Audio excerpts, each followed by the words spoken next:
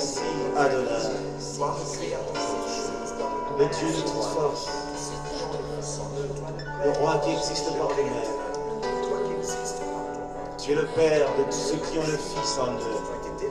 Adonai. Le Dieu redoutable. Que tout l'honneur te revienne, que toute la gloire te revienne. Merci d'accueillir ton peuple devant ton trône. Alléluia. Adonai, le Dieu créateur, l'univers est dans ta main, Seigneur. Éternel est ton nom, Adonai. Adonai, le Dieu créateur, l'univers est dans ta main, Seigneur. Éternel est ton nom, Adonai. Nos mains sont levées, nous voulons t'élever, t'adorer et te célébrer, Adonai. Tu es le Père de tous ceux qui ont le Fils en eux, tu es Dieu. Tu remplis les cieux, Adonai. Nos mains sont levées, nous voulons t'élever, t'adorer et te célébrer, Adonai.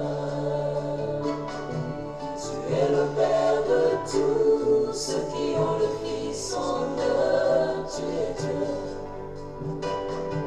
Tu remplis les cieux, Adonai. Adonai, tous les temps, je suis à toi.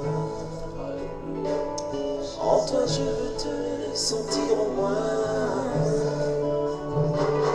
Contempler la gloire de ta beauté. Me réjouir encore de ta bonté, oh Adonai. Allons à la fontaine de nos amours, nous enivrer du vrai bonheur tous les jours. Adonai, dans tes bras je voudrais rester longtemps pour recevoir les merveilles de ta gloire. Adonai, oh tous les soirs, notre étoile revient faire briller la flamme de l'unité pendant nos heures d'intimité. Oh, Adonai, Adonai,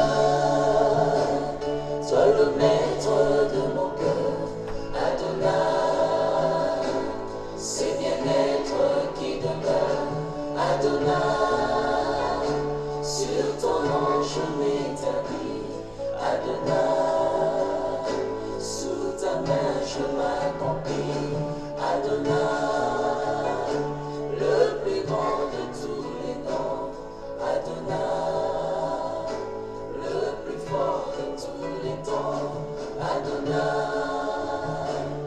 viens Seigneur couler en nous, dans ce torrent d'amour, au parfum qui nous rend fous.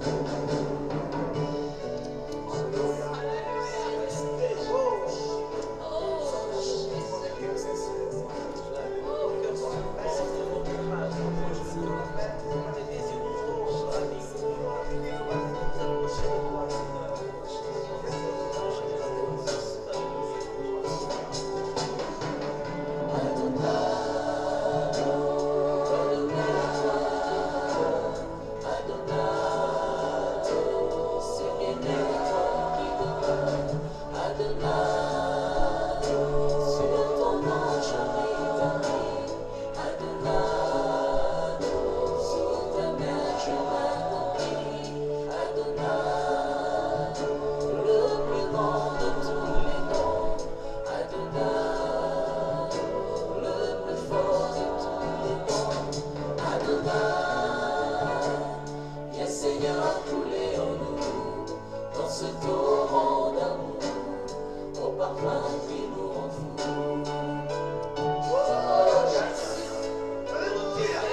Bien-aimés dans le Seigneur, je vous salue au nom de l'incomparable grand Seigneur Jésus-Christ, notre Maître, l'unique Seigneur qui donne la vie éternelle à ses enfants et qui prend soin de nous. Merci à tous les frères et toutes les sœurs qui nous posent des questions afin de mieux comprendre la saine doctrine, la doctrine de Christ. Merci à tous les frères, vous qui aimez les saintes écritures, que le Seigneur vous garde, vous fortifie, vous console et vous renouvelle de la manière que vous puissiez voir les écritures comme l'un de nous. Merci à toutes les questions que vous nous posez, mes bien-aimés. Je tiens premièrement à vous dire que les questions sont tellement énormes. Alors, nous n'allons vraiment pas les répondre toutes au même moment, bien qu'il y ait un petit retard, mais petit à petit, nous allons les répondre aussi longtemps que le Seigneur nous disponibilise. Parmi les questions que nous recevons, il y a toujours la répétition de la question, celle de savoir, est-ce que le voleur qui était avec Jésus-Christ condamné à Golgotha était-il aussi parti au ciel? Est-ce que Jésus, quand il est parti au paradis, est-il parti avec le voleur? Ou le voleur était resté? Ça, c'est la question répétitive. Et j'espère que mes frères, vous qui nous suivez déjà il y a très longtemps, vous comprenez déjà les Écritures comme l'un de nous, et nous revenons ici pour vous dire les mêmes choses parce que nous n'allons pas changer notre langage. On avait déjà décortiqué, mes frères, ces passages, mais comme vous voulez toujours comprendre les Écritures, nous sommes obligés de revenir et de vous montrer l'évangile de notre Seigneur Jésus-Christ. Je vais essayer de répondre aussi à 2 ou 3 questions. Je vais prendre 2 ou 3 questions de nos frères afin que vous puissiez comprendre en réalité la saine doctrine. Mes frères, comme nous disons toujours que nous sommes fidèles au poste, grâce au Seigneur Jésus qui nous renouvelle et nous donne la force de revenir.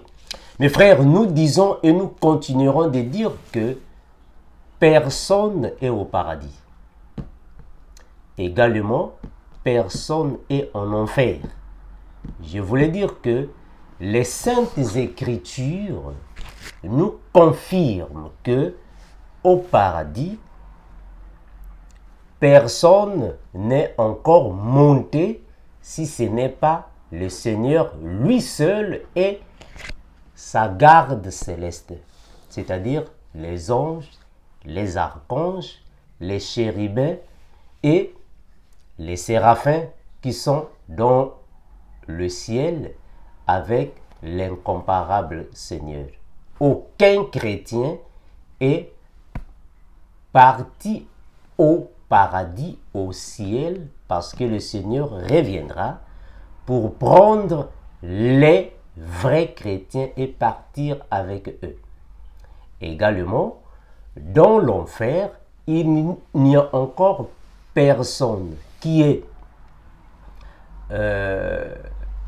mis dans les tourments parce que le diable est encore en train de régner ici sur la terre. Ce sont des choses que nous répétons toujours.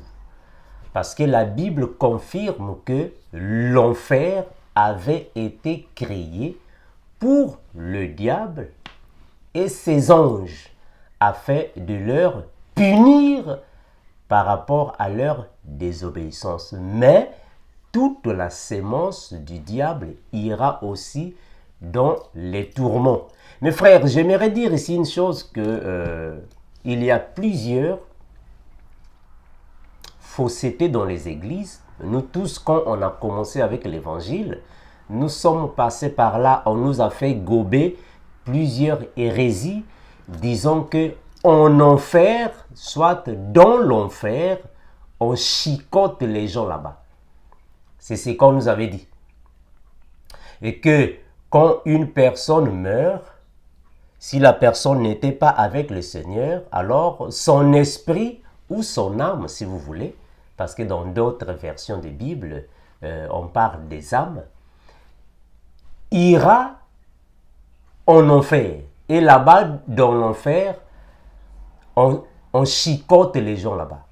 On va te chicoter, on va te mettre dans les chaînes, on va te torturer, on va te donner des punitions.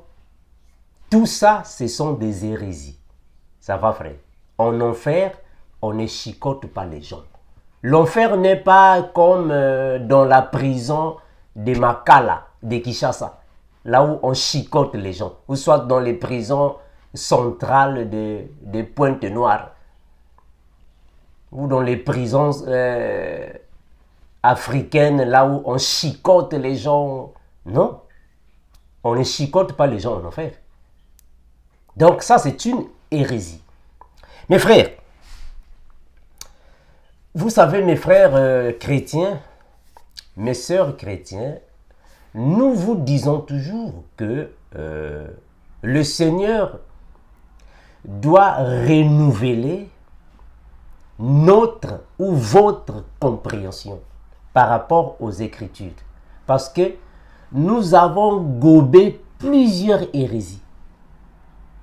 Moi-même aussi y compris. On nous a fait avaler plusieurs hérésies que malheureusement ces hérésies sont restées adhérentes dans notre compréhension. Malheureusement, ce sont des choses qui ne sont pas vraies. La Bible confirme que l'enfer est un lieu de tourment, de souffrance, de grincement des dents. Attention à ne pas confondre le lieu de tourment et les tourments de l'enfer. Parce que tourment signifie tout simplement souffrance atroce, punition atroce. C'est ça, tourment. C'est-à-dire que punition éternelle. Ça va. En enfer, on ne chicote pas les gens là-bas. La Bible dit que c'est un lieu de grincement des dents.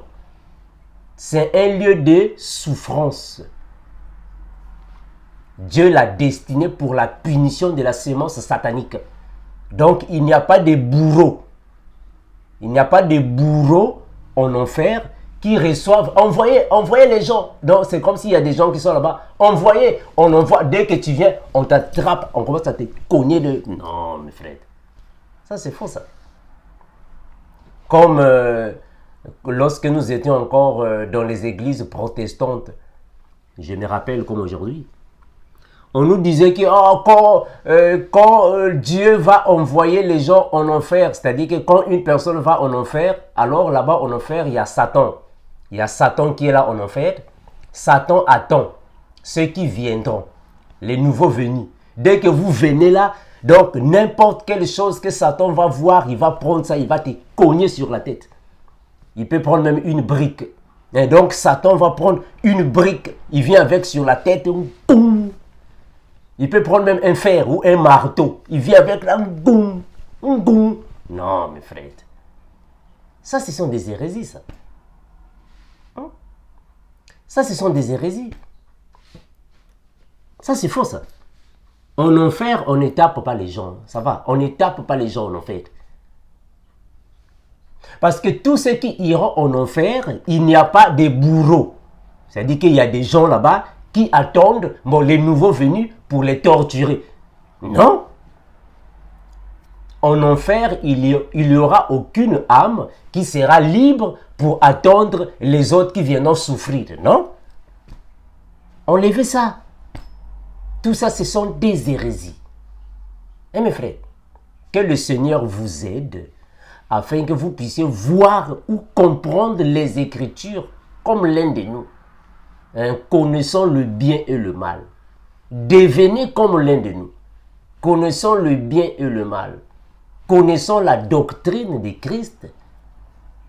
La révélation de la parole. les prophéties de la Bible et du Seigneur et ayant la connaissance des Écritures afin de mieux comprendre la parole.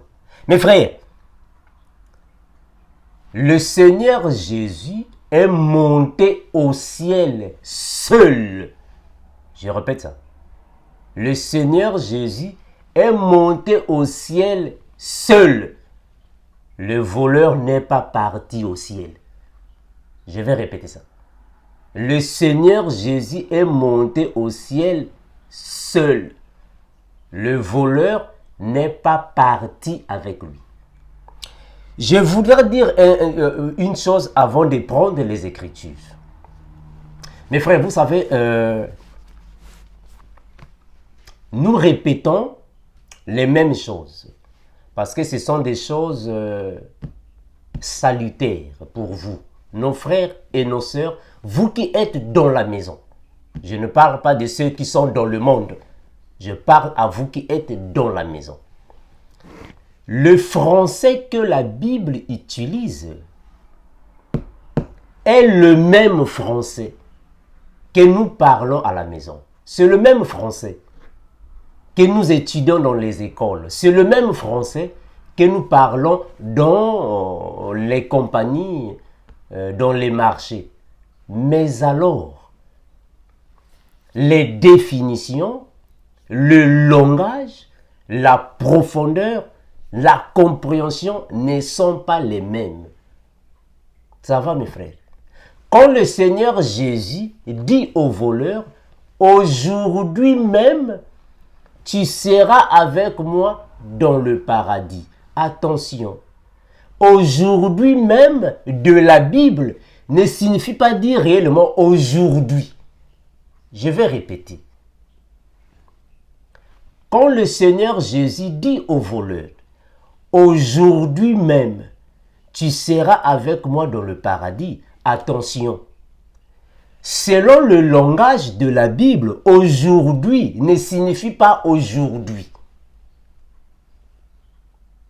Hein, mes frères, c'est très important. Selon le langage de la Bible, aujourd'hui, c'est le temps de la grâce. C'est ça aujourd'hui. Voilà pourquoi la Bible dit que nous sommes au temps du soir.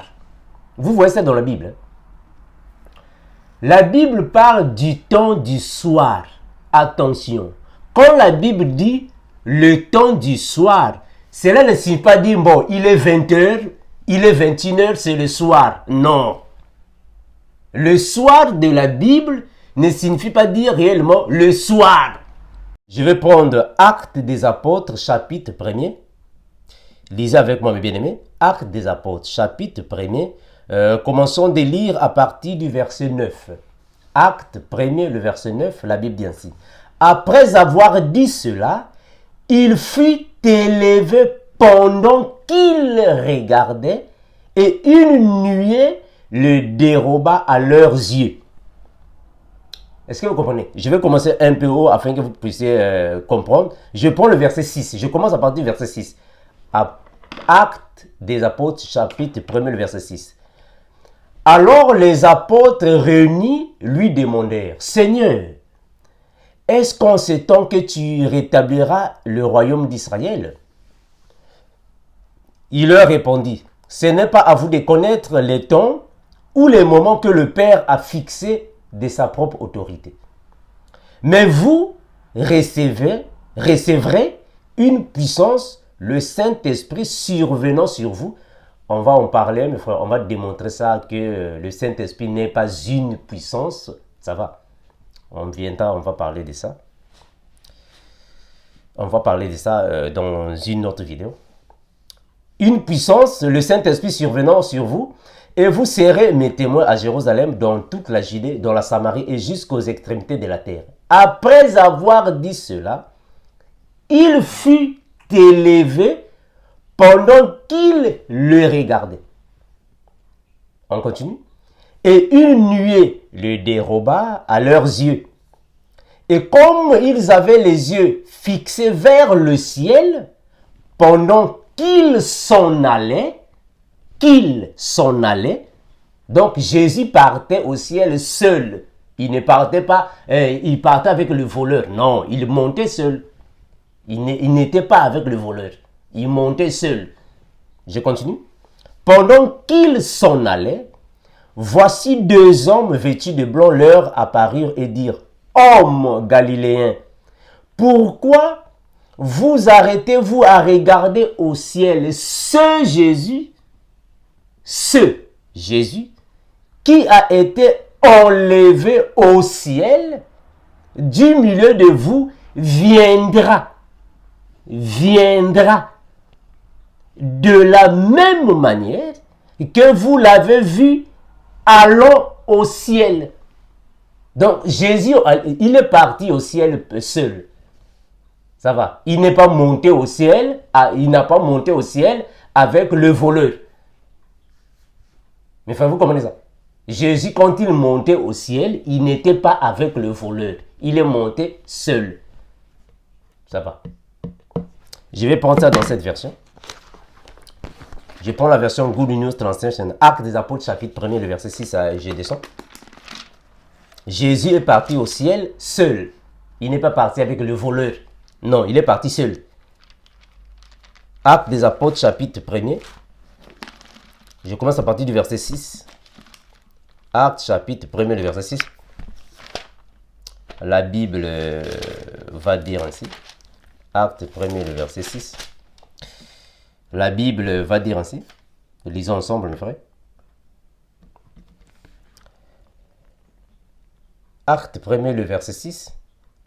Ceux qui étaient réunis auprès de Jésus, non mais excusez-moi, ça vous dérange là-bas, lui demandèrent, alors Seigneur, est-ce qu'en ce moment-ci tu rétabliras le royaume d'Israël? Jésus leur répondit, il ne vous appartient pas de savoir quand viendront les temps et les moments, car le Père les a fixés de sa seule autorité. Mais vous recevrez une force. Louis II a dit, vous recevrez une puissance. Good News Translation dit, vous recevrez une force. Je reviendrai, je vais parler pour ça. Quand le Saint-Esprit, est-ce que vous voyez ça? Vous recevrez une force quand le Saint-Esprit descendra sur vous. Mes frères, est-ce que vous êtes en train de comprendre la différence avec Louis II? Louis II a dit, vous recevrez une puissance. Le Saint-Esprit, non, le Saint-Esprit n'est pas une puissance. Non, le Saint-Esprit n'est pas une puissance. Ça, c'est faux, ça. Ça va? Non. Parce que la Bible dit que le Saint-Esprit parle. Est-ce qu'une puissance peut parler? La Bible dit que le Saint-Esprit vous enseignera toutes choses. Oh, mais est-ce qu'une puissance peut-elle enseigner? Non. Le Saint-Esprit parle. Est-ce qu'une puissance peut parler? Non. Donc, Louis II a mal interprété ça. Louis II a mal interprété ça. Que vous recevrez une puissance, le Saint-Esprit surviendra. Non, le Saint-Esprit n'est pas une puissance. Or, Good News Translation a bien traduit ça.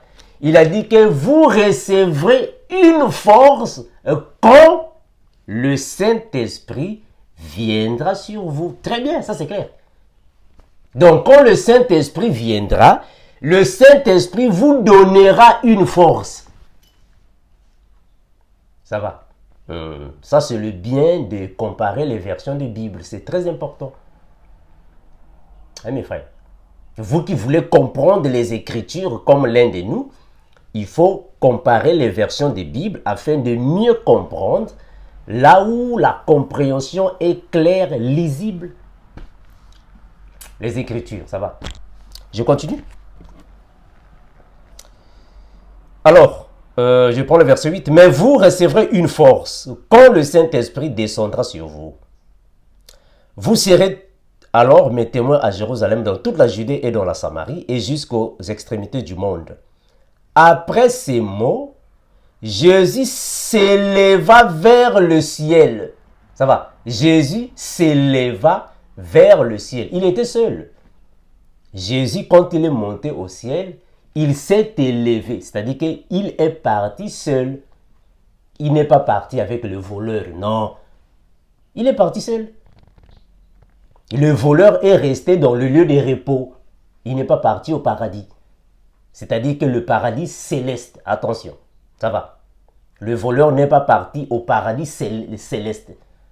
Ça va. Parce que un paradis signifie un lieu de merveille. Un lieu de délices. C'est un paradis. Ça va. Je continue. Après ces mots, Jésus s'éleva vers le ciel pendant que tous le regardaient. Puis un nuage le cacha à leurs yeux. Le verset 10. Ils avaient encore les regards fixés vers le ciel où Jésus s'élevait. Jésus s'élevait. Il était seul.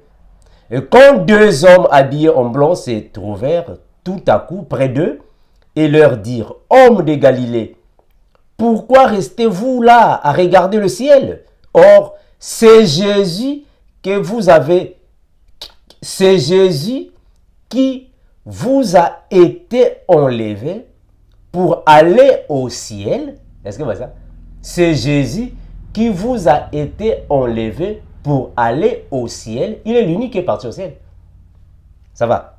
Pour aller au ciel, il reviendra de la même manière que vous l'avez vu partir.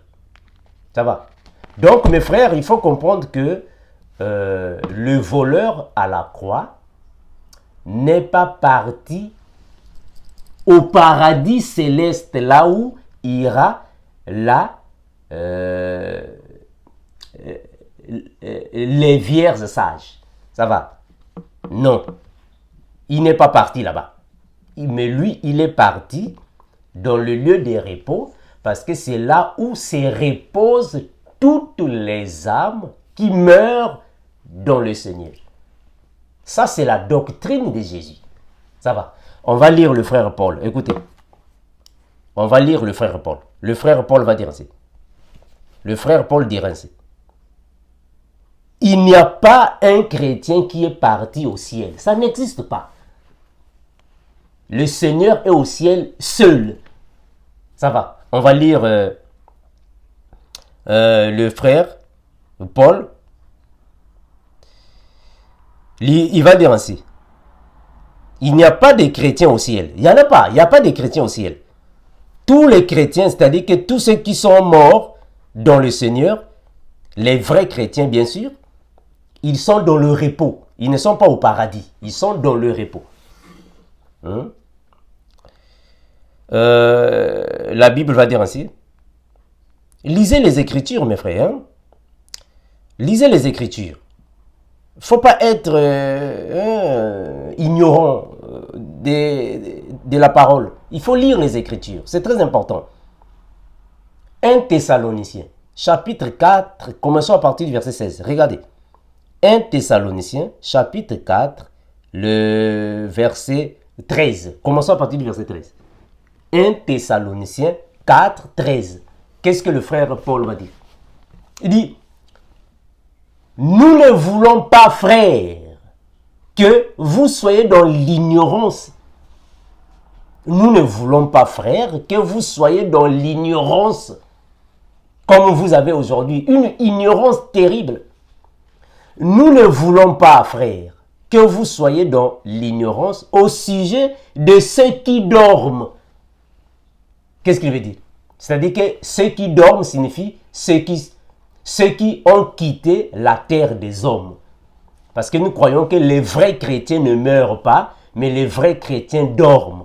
C'est un langage, ça va. Ceux qui dorment signifie les vrais chrétiens qui étaient ici sur la terre, mais Dieu a pris leur vie, leur esprit, et Dieu est parti les cacher dans le lieu de repos. Ça va, c'est eux qui dorment. Ça va, c'est une façon de parler. C'est-à-dire que ceux qui sont dans le repos. Quand vous prenez dans d'autres versions, je vais prendre une autre version, vous allez voir ce qu'il dit. Ceux qui dorment, afin que vous ne vous affligez pas comme les autres qui n'ont point d'espérance.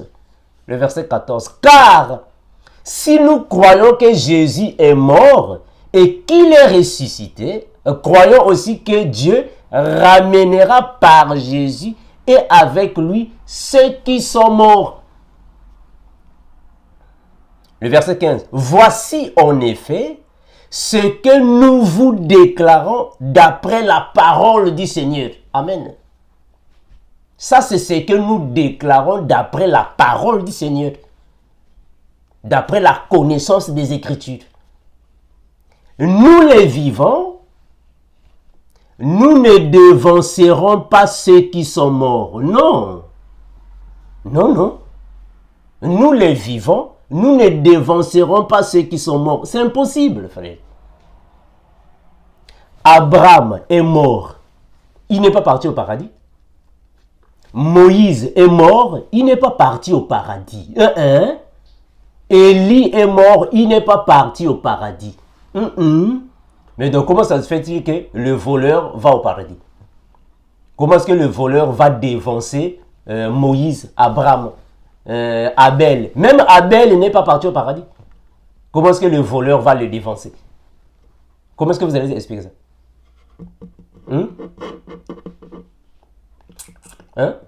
Comment est-ce que vous allez expliquer ça?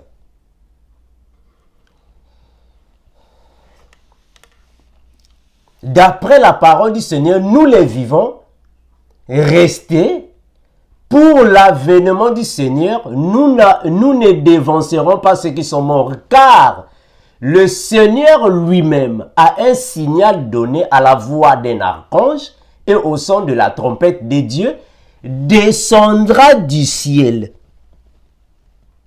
L'incomparable. Ah, voilà. L'incomparable va descendre. Je reviendrai, je vais entrer en profondeur ici. Ici, je suis juste en train de nager. Je suis en train de parler superficiellement.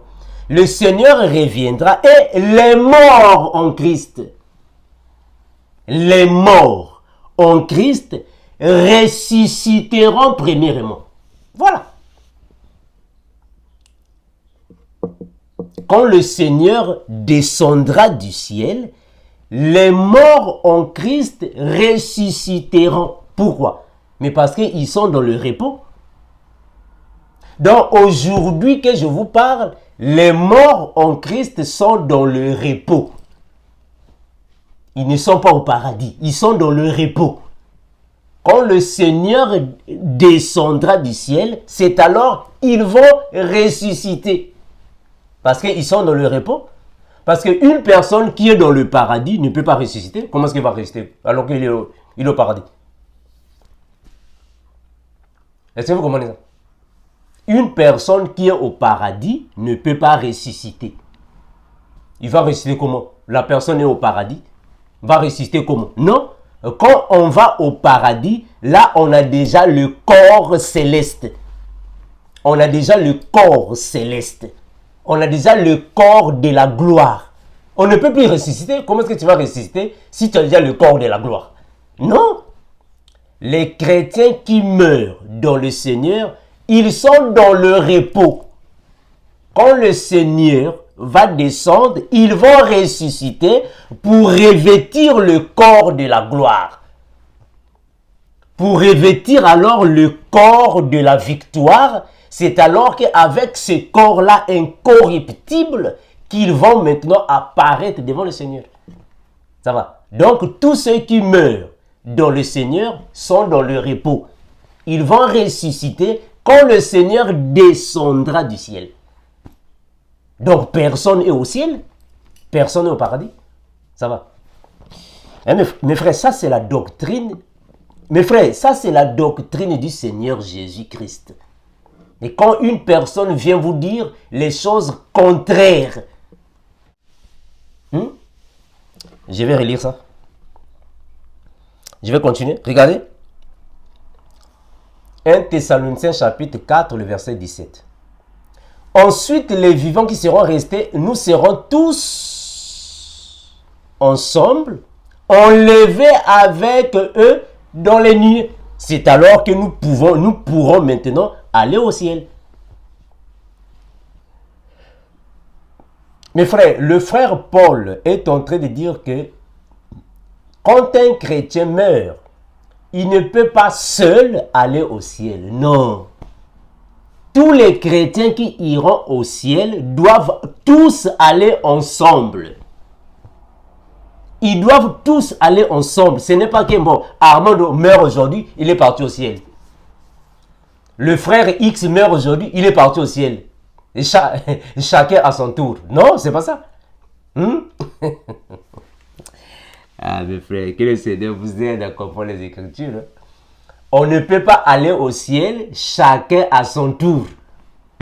Aujourd'hui, le frère X meurt, il est parti. Et nous sommes en train d'attendre. Le frère Y meurt, il est parti. Ça, c'est pas la doctrine de Christ, mes frères. Non. La sœur, non, c'est pas ça. Ensuite, nous les vivons ensemble, enlevés avec eux dans les niais, à la rencontre du Seigneur, l'incomparable, dans les airs. On doit tous aller ensemble. Ce n'est pas bon, les uns sont partis, les autres sont restés pour les suivre, soit 4 ans ou 5 ans après. Non, frère, ça c'est quoi ça? Hein? Ça c'est quoi ça? Je vais lire ça, regardez. Je vais prendre un autre passage. Mes frères, comprenez les Écritures, mes frères. Cela vous fera du bien. 1 Corinthiens chapitre 15. Regardez. 1 Corinthiens chapitre 15. Regardez ce que la Bible dit. 1 Corinthiens chapitre 15, prenons le verset 50. 1 Corinthiens chapitre 15, le verset 50. La Bible dit ainsi. Ce que je dis, frère, c'est que la chair et le sang ne peuvent hériter le royaume de Dieu. Jamais. Rien. Est-ce que vous comprenez ce qu'il dit?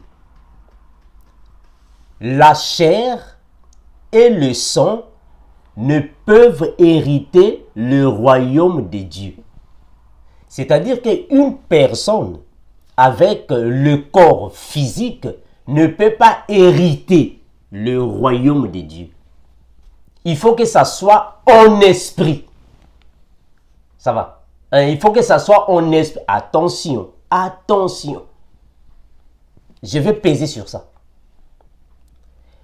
Ici, la Bible n'a pas dit que la chair et le sang ne peuvent pas aller au ciel. Je vais répéter. C'est-à-dire que l'esprit, ici, on n'a pas dit que, on n'a pas dit aller au ciel. Ici, on a dit hériter le royaume des cieux. Il y a une différence. Hériter signifie aller là-bas et y rester. Ça, c'est hériter. Ça va. Ce n'est pas comme le frère Jean a fait. Le frère Jean n'a pas hérité le royaume. Non. Il est parti, il a eu des visions, il est revenu. Ça va. Ça, ce n'est pas hériter. Hériter signifie aller et y rester. Prendre possession. Ça, c'est hériter. Ça va. Je vais lire ça dans d'autres versions afin que ça soit encore clair. Ce que je dis, frère, c'est que la chair et le sang ne peuvent hériter le royaume de Dieu et que la corruption n'hérite pas l'incorruptibilité. Voici, je vous dis un mystère. Nous ne mourrons pas tous, mais tous nous serons changés. En un instant, en un clin d'œil, à la dernière trompette, je vais revenir. Je vais revenir parce qu'il y a beaucoup de personnes qui confondent cette dernière trompette avec la 7e trompette de l'Apocalypse. Je vais revenir. Frère, ce sont deux choses à ne pas confondre. Parce qu'il y a beaucoup de gens dans l'église qui enseignent que ici, la dernière trompette, c'est la 7e trompette de l'Apocalypse. Non, ça c'est autre chose. Il ne faut jamais confondre les deux trompettes. La dernière trompette de l'enlèvement de l'église et la 7e qui est la dernière trompette de l'Apocalypse. J'espère que vous voyez là où je suis. À ne pas confondre les trompettes de l'Apocalypse. Là-bas, ce sont les trompettes de la colère de Dieu. Attention, ici, ce sont les trompettes du rassemblement et du départ. Ah, mes frères, je vais revenir un jour, je vais en parler, mes frères, parce que il y a beaucoup de choses que nous devons expliquer, mais petit à petit. Je continue. À la dernière trompette, la trompette sonnera et les morts ressusciteront incorruptibles. Est-ce que vous voyez ça? Donc, il faut d'abord que les chrétiens meurent selon le langage des hommes, selon le langage de la Bible. Il faut qu'ils dorment et ressuscitent. Quand ils vont ressusciter, c'est alors qu'ils vont prendre alors l'incorruptibilité afin de rencontrer l'incomparable. Ça va. Ceci ne va pas se faire chacun à son tour, un à un. Quelqu'un meurt aujourd'hui, déjà l'incorruptibilité, il est parti. Non. Non, frère. C'est pas comme ça. Le verset 51. Voici, je vous dis un mystère. Nous ne mourrons pas tous, mais tous nous serons changés. J'ai déjà lu, je prends le verset 53. Car il faut que ce corps corruptible revête l'immortalité. Lorsque ce corps corruptible aura revêtu l'incorruptibilité et que ce corps mortel aura revêtu l'immortalité, alors s'accomplira la parole qui est écrite, la mort a été engloutie dans la victoire. Ça va mes frères? Voilà, donc mes bien-aimés, je vais m'arrêter par ici. Je ne vais pas prendre encore d'autres versions. J'espère que cela va vous aider. Vous pouvez comparer à la maison. Je vous ai donné juste quelques versets bibliques qui démontrent que quand une personne meurt, la personne ne va pas au paradis céleste. Non. Quand la personne meurt dans le Seigneur, je précise ça. Malheureusement, aujourd'hui, il y a beaucoup de gens qui disent que ton âme repose en paix. Non. C'est pas ça. Hein, frère? L'âme de la personne qui se repose en paix, c'est cette âme qui a loué le Seigneur. Comme le frère David a dit. Mon âme loue l'Éternel. Donc si ton âme n'a pas loué l'Éternel, elle ne va pas se reposer en paix. Au contraire, elle sera dans les tourments. Ça va? Dans les tourments. Avant de se reposer en paix, il faut que cette âme connaisse l'incomparable. C'est alors qu'elle va se reposer en paix. Ça va. Mettons, mes frères, on avait déjà dit à maintes reprises que selon la doctrine de notre Seigneur Jésus-Christ, en enfer, il y a encore personne. Maintenant, on ne peut pas parler de l'enfer. On ne peut pas parler de l'enfer maintenant. On parle de l'enfer, ou soit on parlera de l'enfer quand le diable, c'est-à-dire l'antichrist, le faux prophète, seront alors jetés dans les tourments. Ça va. C'est eux qui sont les premières personnes qui iront en enfer. L'antichrist et le faux prophète. Ça va. C'est eux qui sont les premières personnes qui iront en enfer.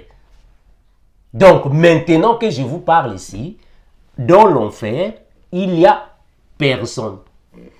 On ne peut pas parler de l'enfer pour l'instant parce que la personne ou les personnes qui vont inaugurer l'enfer, c'est l'antichrist et le faux prophète.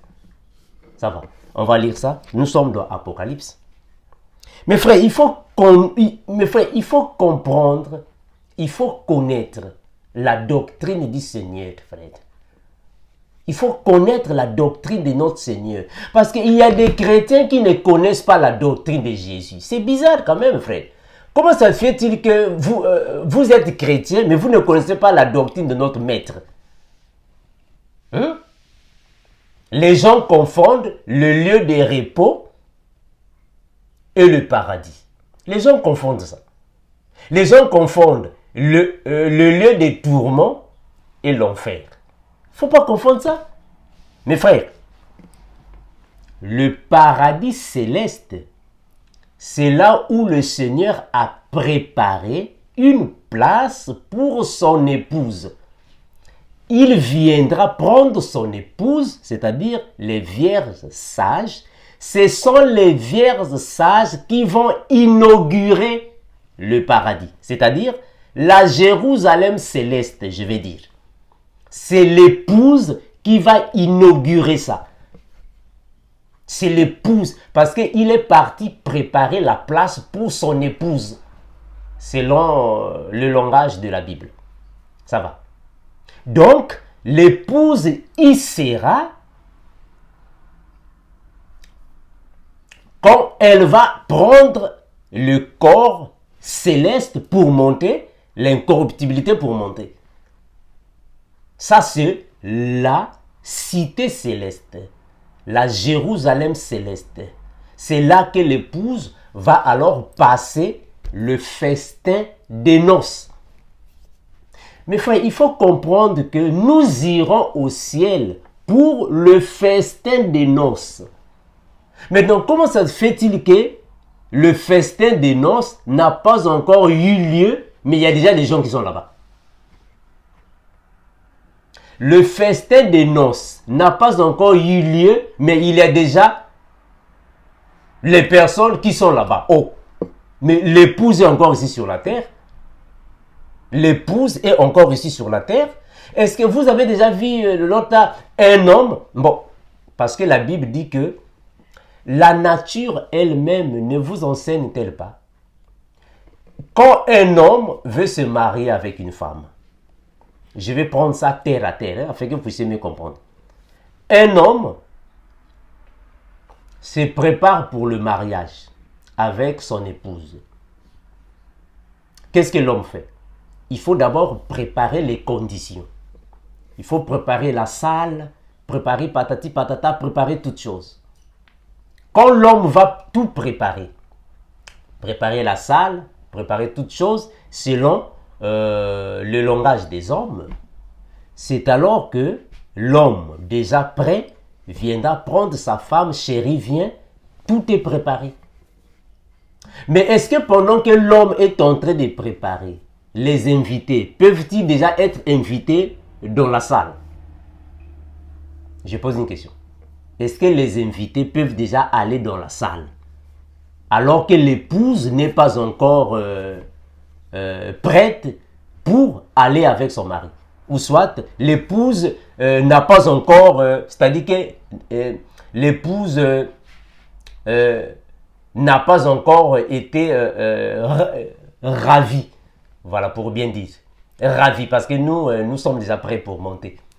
L'épouse n'a pas encore été ravie pour aller dans la salle. Est-ce que déjà les personnes peuvent commencer à utiliser déjà la salle en question? Ça, c'est selon le langage des hommes. Hein. Donc, nous comprenons que dans la salle des noces, il y a encore personne là-bas parce que l'épouse est encore ici sur la terre. Il faut que l'époux vienne prendre l'épouse. C'est alors que l'épouse ira dans la salle des noces. Ça va faire. Hein? Ça, c'est selon le langage des hommes. Donc, dans l'enfer également, il n'y a personne là-bas. Ça va. Je vais lire un passage. Regardez. Je suis dans l'Apocalypse. Apocalypse. Je vais prendre le passage qui démontre que le faux prophète et l'antichrist, c'est eux qui sont les premières personnes d'aller dans l'enfer. Et après viendra Satan et ses anges. Ça va. Je vais lire ça. Je vais chercher ça. Je vais chercher ce passage-là, c'est dans Apocalypse, je vais chercher ça afin de vous donner ça, afin que vous puissiez comprendre. Je vais chercher ce passage, donnez-moi juste un peu de temps, j'espère que vous voyez. Le passage, ce sont des choses que nous disons déjà, que nous avons déjà dit il y a longtemps, nous avons déjà parlé sur ça. On ne fait que répéter, mais sinon, ce sont des choses que nous disons déjà depuis longtemps. Ce n'est que la répétition que nous faisons ici. Mais sinon, ce sont des choses que nous avons déjà enseignées. Je suis dans Apocalypse chapitre 19. Apocalypse chapitre 19, je vais prendre... voilà. Je prends le verset 19.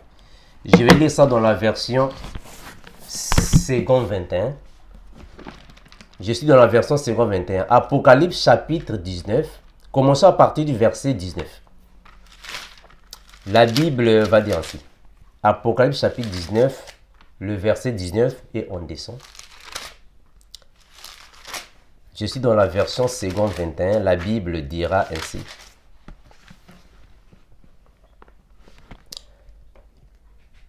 Alors je vis la bête, les rois de la terre et leurs armées rassemblés pour faire la guerre à celui qui montait le cheval et à son armée.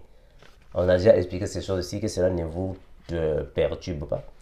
La bête fut capturée, ainsi que le prétendu prophète, et qui avait accompli devant elle des signes miraculeux pour égarer ceux qui avaient reçu la marque de la bête et adoré son image.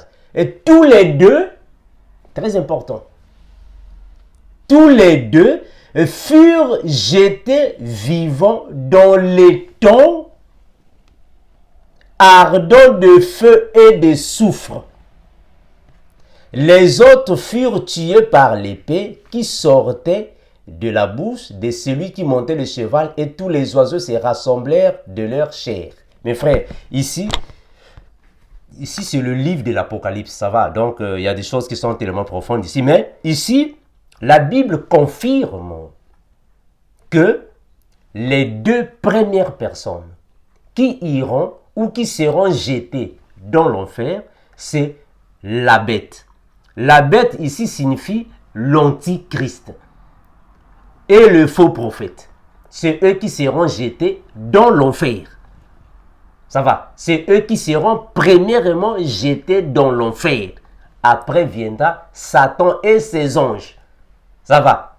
Donc, il ne faut pas venir si nous dit que non, frère Armando, il y a déjà des personnes en enfer. Non.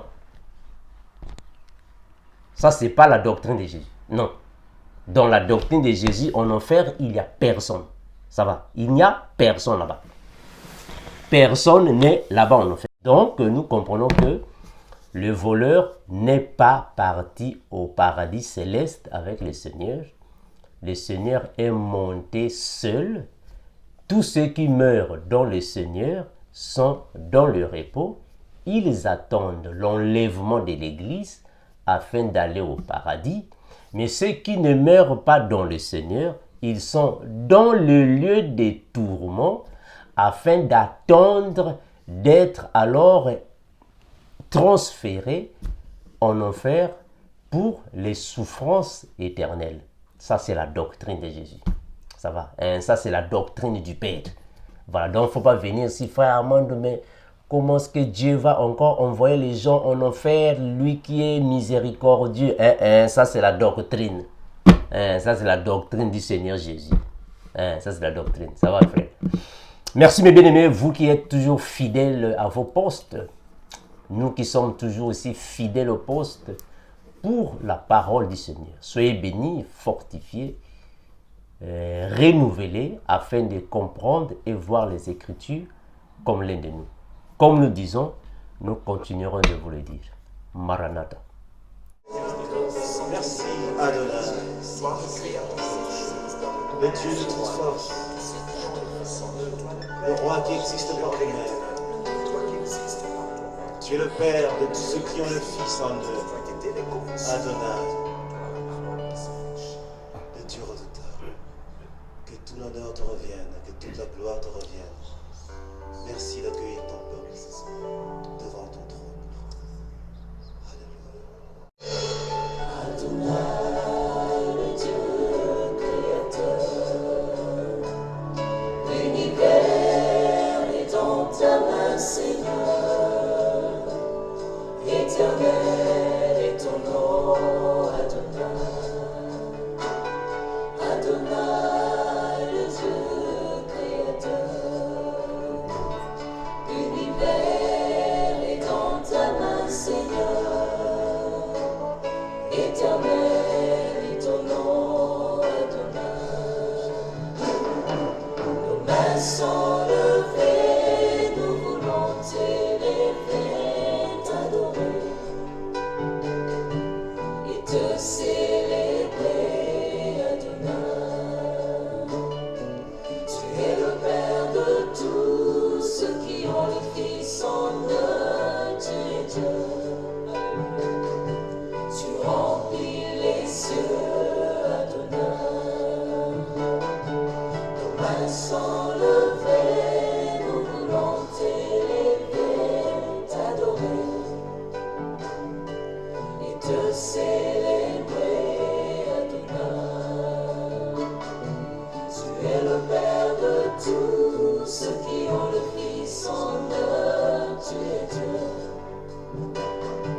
Tu remplis les cieux, Adonai.